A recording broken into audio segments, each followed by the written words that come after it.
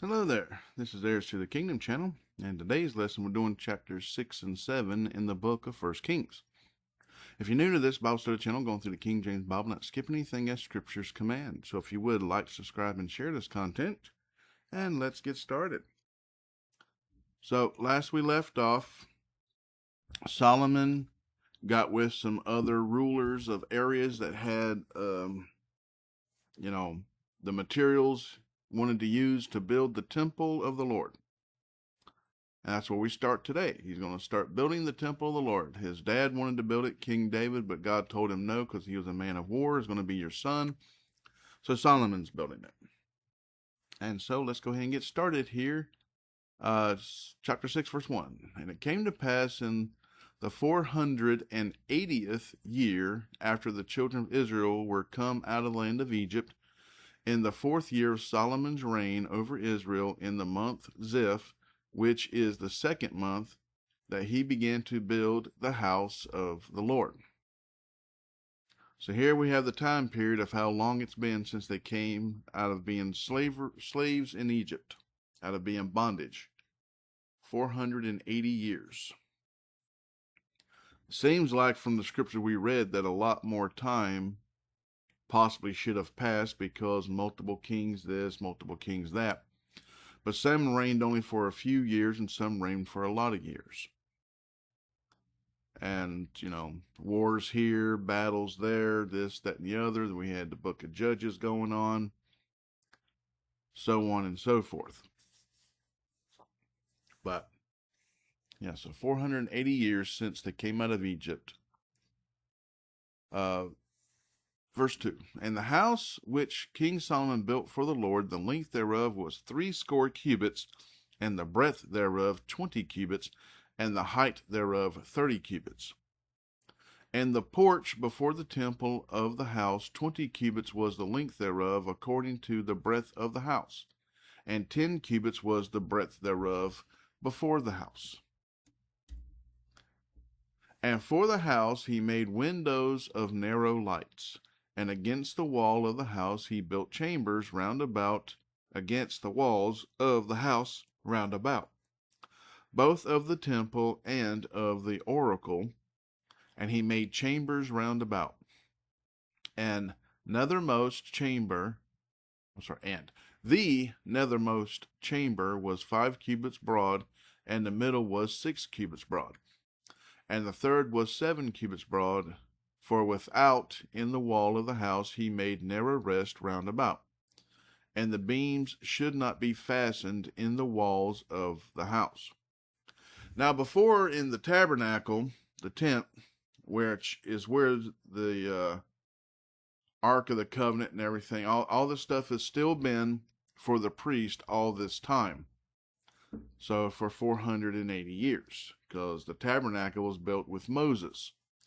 So it's in that 40-year time frame it was built, the commandment was, and it was built. Now, God gave the commandment of all the measurements and all this and all that. And here's not saying that God made the measurements of everything and designed it all. So we don't know who drew it up that I know of. It may say it here in a little bit. But this is the difference, because this will be a fixed structure and no longer a tent, which means this is where they plan on residing. But once again, we know from already reading scripture that they're going to defile the temple and God's going to have it destroyed, because everyone keeps talking about this building, the structure, look at the stones, look at this, that, and the other, and God doesn't care about that. God cares about, did you keep it pure for me to dwell in? And that's the same thing that we're supposed to do with our churches, our congregations, which is the church, not really the building itself, but the congregation. We're supposed to keep pure for Christ to reside in. If we want Christ there, we need to make sure that it's as pure as possible for Christ to be there. Anyways, let's continue on here, verse 7. And the house, when it was in building, was built of stone made ready before it was brought thither, so that there was neither hammer nor axe nor any tool of iron heard in the house while it was building. So they didn't. They did. These stones are like 20 tons or more. So I think some of them, I think it says 200-ton stones. These stones were cut, measured. The building was drawn out, and all the measurements and everything was done in Israel. And so the plans went to the place with the stones, says, okay, cut these stones at this size and these stones at that size and measurements. And they done them there instead of doing them once they got in place. And they say that these things fit together, that a piece of paper could not even fit between the stones. They fit perfectly. They were done precision flat, and it all fit perfectly. And think about the craftsmanship that went involved with making that, and the people with the special skills to do that type of work with what tools they had then. Even today, they cannot recreate this. So I don't know how it was done. The history books don't say how it was done. It was just done. It used to be common knowledge on how to do this stuff back then. I guess they never felt the need on telling how it was to be done, because they figured it would always be done that way. But nope. Anyways, verse 8. The door for the middle chamber was in the right side of the house, and they went up with winding stairs into the middle chamber and out of the middle into the third. So he built the house and finished it and covered the house with beams and boards of cedar. Then he built chambers against all the house 5 cubits high, and they rested on the house with timber of cedar. And the word of the Lord came to Solomon, saying, Concerning this house which thou art in building, if thou wilt walk in my statutes and execute my judgments, here's that part about keeping it pure, and keep all my commandments to walk in them, then will I perform my word with thee, which I spake unto David thy father. And I will dwell among the children of Israel, and will not forsake my people Israel. This commandment still applies today. If you bring evils into your life, Christ can't stay there. He can't dwell with you.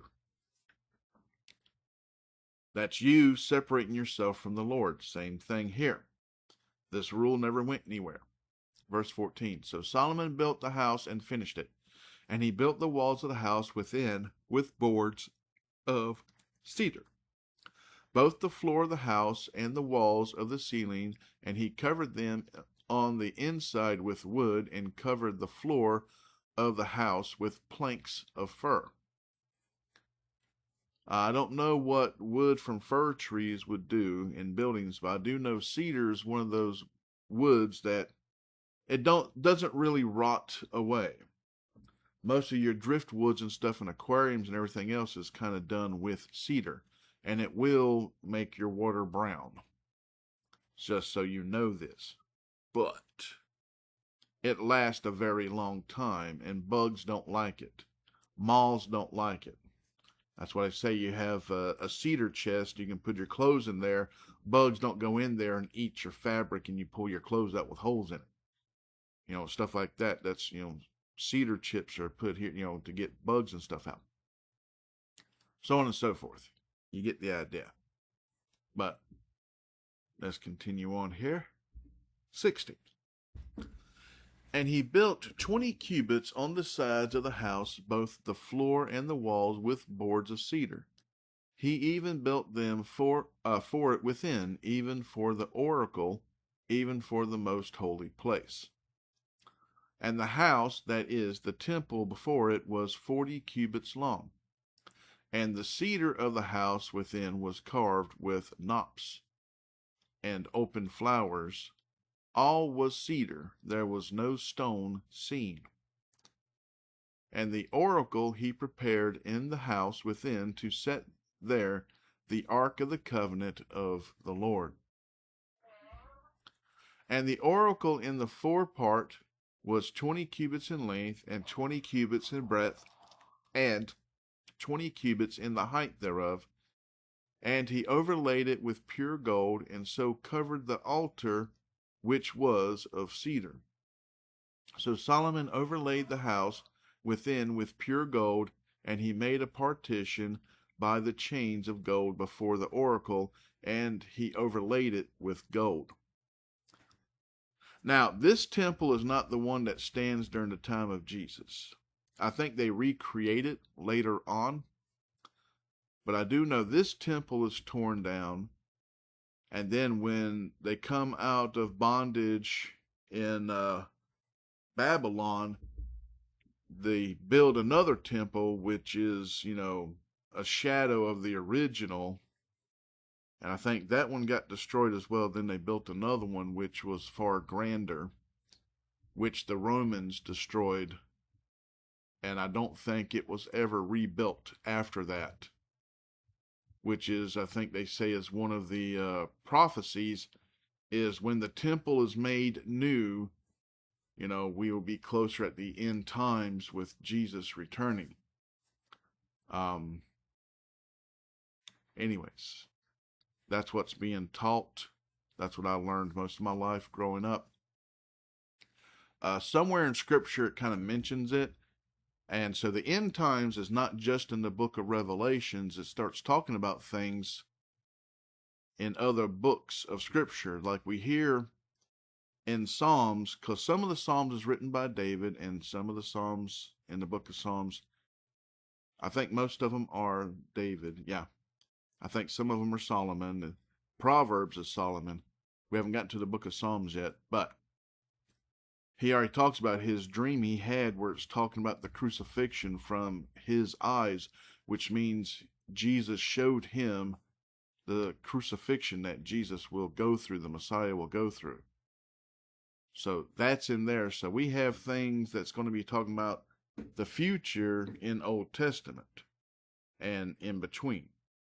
So there's people out there that study the Scripture far more than me. Well, they can retain it more, and they get these little bits and pieces and says, okay, this is going to be the future end time. So they put all this stuff together to come up with, like talking of the rapture. We've already read about that, where it says Jesus, when he returns, he'll send his angel forth to collect his people.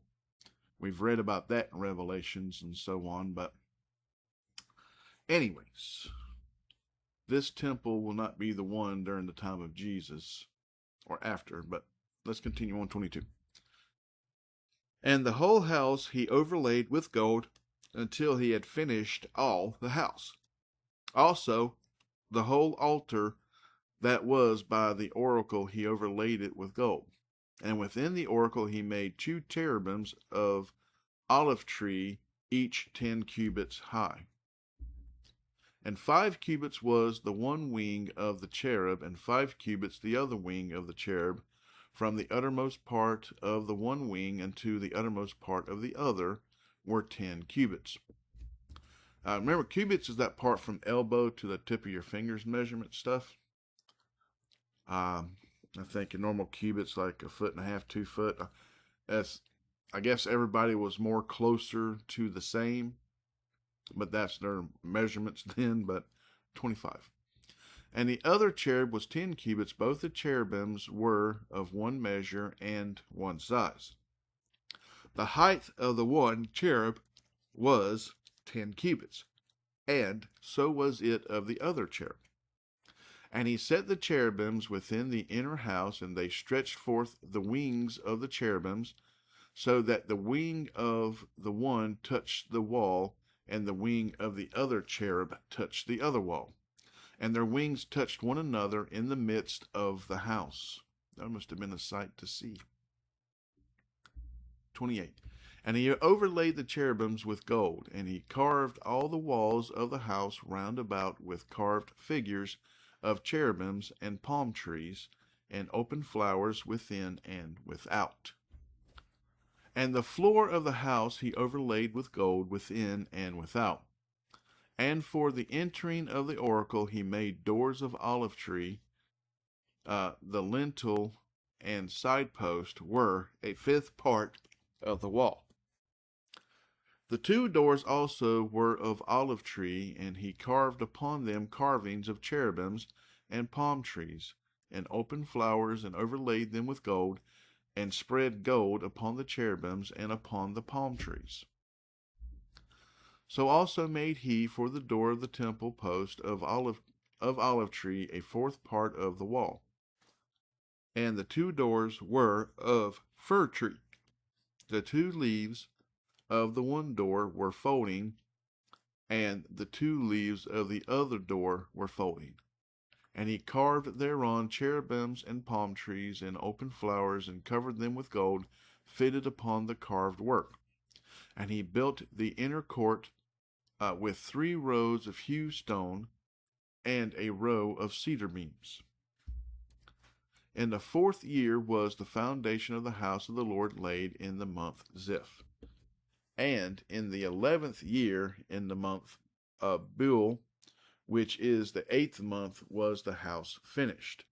Throughout all the parts thereof, and according to all the fashion of it, so was he 7 years in building it. So it took a long time to build.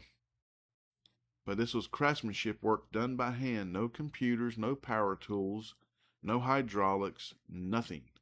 All done by hand. So, let's continue on here. Chapter 7, verse 1. But Solomon was building his own house 13 years, and he finished all his house. He built also the house of the forest of Lebanon. The length thereof was 100 cubits, and the breadth thereof 50 cubits, and the height thereof 30 cubits, upon 4 rows of cedar pillars, with cedar beams upon the pillars. And it was covered with cedar above upon the beams that lay on 45 pillars, but 15 in a row. Sorry, my dyslexia kicked in. I'm like, my brain says, what are you reading here? Now, the funny thing was, in one point in time in my life, I used to do data entry. And I always got a very high score of 99 to 100% of accuracy. But they complained because it took me a long time. I'm like, well, I always have to go back and reread things to make sure I done it right. Because my dyslexia would kicked in. So I would lose those jobs for being slow, but they loved my accuracy. And I'm like, same things like building the house of the Lord. It took many years to do it, but if you want it done right, you don't rush it. So I've always believed in quality of work more than quantity. And I think it's because of my nature. But a lot of places don't like that too much. They prefer a lot of mess ups and done quickly versus done accurately with no mess ups. I don't know. It's the world doesn't make sense to me, because to me quality matters far more than anything else, and especially with data entry accuracy. But anyways, moving on, verse 4. And there were windows in 3 rows, and light was against light in 3 ranks. And all the doors and posts were square, with the windows, and light was against light in 3 ranks. And he made a porch of pillars. The length thereof was 50 cubits, and the breadth thereof 30 cubits, and the porch was before them. And the other pillars and the thick beam were before them. And he made a porch for the throne, where he might judge, even the porch of judgment, and it was covered with cedar from one side of the floor to the other. Someone says, why do they keep talking about porches here? Well, simple is, the only other thing you had was harsh abrasive rock or dirt.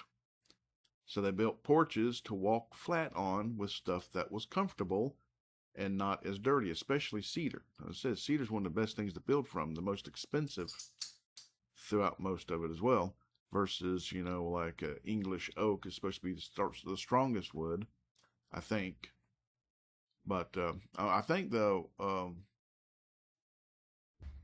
I think the redwood is actually, like in California, the strongest and most expensive because, of what they are. But normal building materials is, cedar, English oak, or just oak in general, stuff like that. Maple's used in a lot of things. Hardwood is, hickory is hand tool handles. But anyways, yeah, that's why they have porches. They didn't have air conditioning. They didn't have ceiling fans. They didn't have heaters, but you had just a lot of sunlight. So a deck doesn't have a roof, and a porch has a roof. So that's the difference between a deck and a porch. So to have something to walk on and then have a roof above them to keep them in shade, to keep them out of the weather. But this was very common. Still is very common in most places. But anyway, verse 8. And his house where he dwelt had another court within the porch, which was of the like work. Solomon made also an house for Pharaoh's daughter, whom he had taken to wife, like unto this porch. So this was the thing about the king. I guess he didn't stay in the same house with his wife. But also, like I said, he's going to have 3,000 and something wives and concubines. So he's going to have far more than his dad. And anyways, let's continue on here, verse 9. All these were of costly stones, according to the measures of hewed stones, sawed with saws, within and without, even from the foundation unto the coping. And so on the outside toward the great court, and the foundation was of costly stones, even great stones, stones of 10 cubits and stones of 8 cubits. And above were costly stones after the measures of hewed stones and cedars. And the great court round about was with 3 rows of hewed stones and a row of cedar beams, both for the inner court of the house of the Lord and for the porch of the house. And King Solomon sent and fetched Hiram out of Tyre. He was a widow's son of the tribe of Naphtali, and his father was a man of Tyre, a worker in brass, and he was filled with wisdom and understanding and cunning to work all works in brass. And he came to King Solomon and wrought all his work. For he cast 2 pillars of brass of 18 cubits high apiece, and a line of 12 cubits did compass either of them about. And he made 2 capiters, CH is K sound in the Bible anyways, capiters of molten brass to set upon the tops of the pillars. The height of the one capiter was 5 cubits, and the height of the other capiter was 5 cubits. And nets of checker work and wreaths of chain work for the capiters, which were upon the top of the pillars, 7 for the one capiter and 7 for the other capiter. And he made the pillars and 2 rows round about upon the one network, to cover the capiters that were upon the top, with pomegranates. And so did he for the other capiter. And the capiters that were upon the top of the pillars were of lily work in the porch 4 cubits. And the capiters upon the 2 pillars had pomegranates also above, over against the belly which was by the network. And the pomegranates were 200 in rows round about upon the other capiter. And he set up the pillars in the porch of the temple, and he set up the right pillar and called the name thereof Jachin. And he set up the left pillar, and he called the name thereof Boaz. And upon the top of the pillars was lily work, so was the work of the pillars finished. And he made a molten sea, 10 cubits from the one brim to the other. It was round all about, and his height was 5 cubits, and a line of 30 cubits did compass it round about. And under the brim of it round about were 3 knops, compassing it 10 in a cubit, compassing the sea round about the knops were cast in 2 rows when it was cast. So more than likely the sea here was a molten thing of, well, he's talking about still doing brass work. So I guess it was the size of a tub, something to hold water, container to hold water. Being out of brass, it wouldn't leak or this, that, and the other, blah, blah, blah. Wouldn't go bad, but let's continue on. 25. It stood upon 12 oxen, 3 looking toward the north, and 3 looking toward the west, and 3 looking toward the south, and 3 looking toward the east. And the sea was set above upon them, and all their hinder parts were inward. And it was an handbreadth thick, and the brim thereof was wrought like the brim of a cup with flowers of lilies. It contained 2,000 baths. And he made 10 bases of brass. 4 cubits was the length of one base, and 4 cubits the breadth thereof, and 3 cubits the height of it. And the work of the bases was on this manner. They had borders, and the borders were between the ledges. And on the borders that were between the ledges were lions, oxen, and cherubims, and upon the ledges there was a base above. And beneath the lions and oxen were certain additions made of thin work. And every base had 4 brazen wheels, and plates of brass, and the 4 corners thereof had undersetters. Under the laver were undersetters molten, and at the side of every addition. And the mouth of it within the capiter and above was a cubit, but the mouth thereof was round after the work of the base, a cubit and a half, and also upon the mouth of it were gravings with their borders, 4 square, not round. And under the borders were 4 wheels, and the axle trees, and the wheels were joined to the base, and the height of a wheel was a cubit and a half a cubit. And the work of the wheels was like the work of we say chariot, so maybe it was chapiters. They called it chariots then too. Oh well. As I said, you got to know the word and which way the CH is used. And so we still have that in our languages today. So chapiters, capiters. We know it's chariot, a chariot wheel. I'm going to read it like normal English and say to heck with it. Their axle trees and their naves and their felloes and their spokes were all molten. And there were 4 undersetters to the 4 corners of one base, and the undersetters were of the very base itself. And in the top of the base was there a round compass of half a cubit high, and on the top of the base the ledges thereof and the borders thereof were of the same. I wonder if they did pronounce it chariot at one time instead of chariot.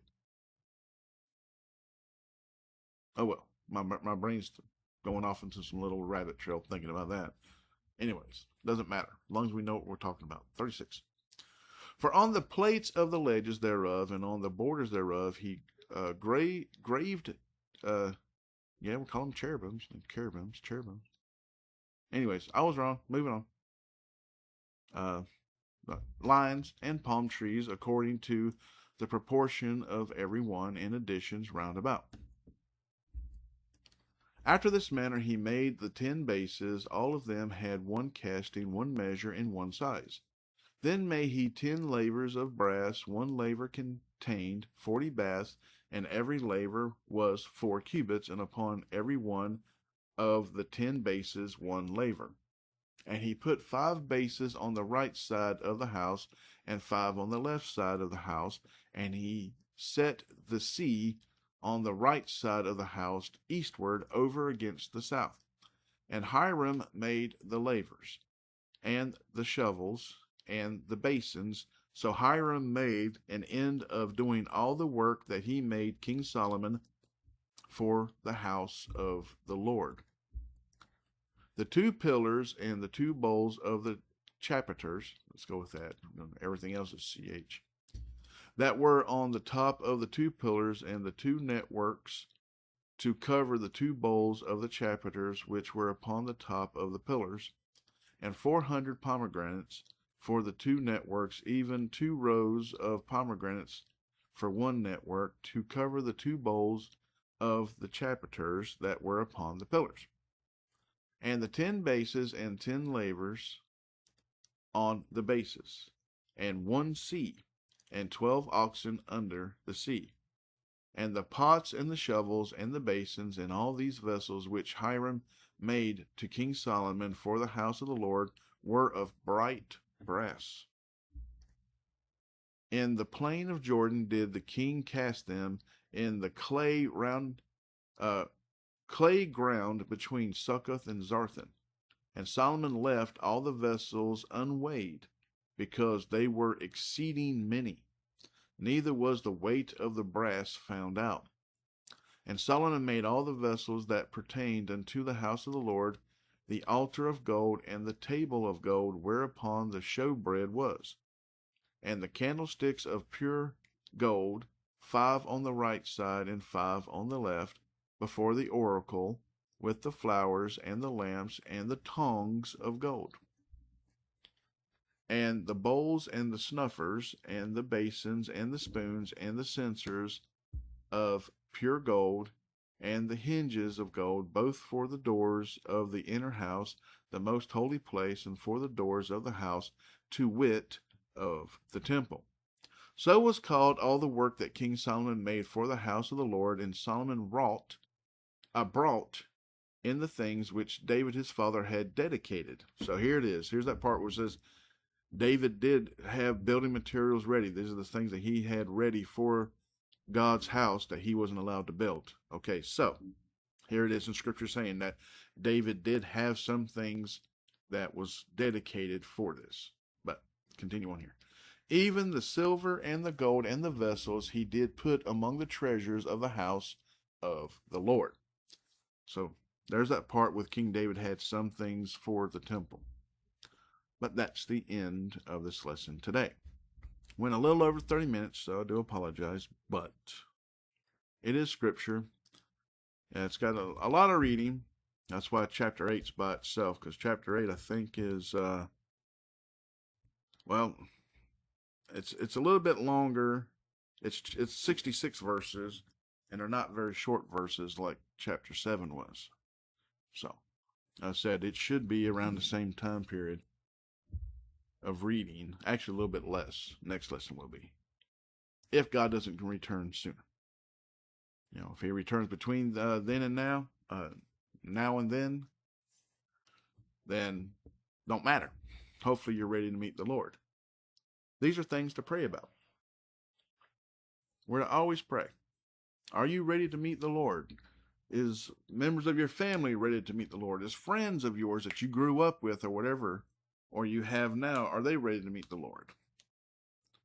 Is the people calling themselves members of your church ready to meet the Lord? Because there's hypocrites everywhere and there's fake people all over the place. These are all things to pray about. The lost, the found, yourself, others, all people, all nations, everywhere, everything. I talk about this all the time and I always say, don't forget to pray. One, we're commanded to pray everywhere, never cease praying. But also, we need to know what to pray for. For one, quit being hypocrites and actually become saved. And quit making Christians and churches look bad. It's like in my church, I always talk about they're so sad about all these churches closing all around the country of America. And I'm sitting there like, maybe they're supposed to be closing. Maybe God condemned them. It's like,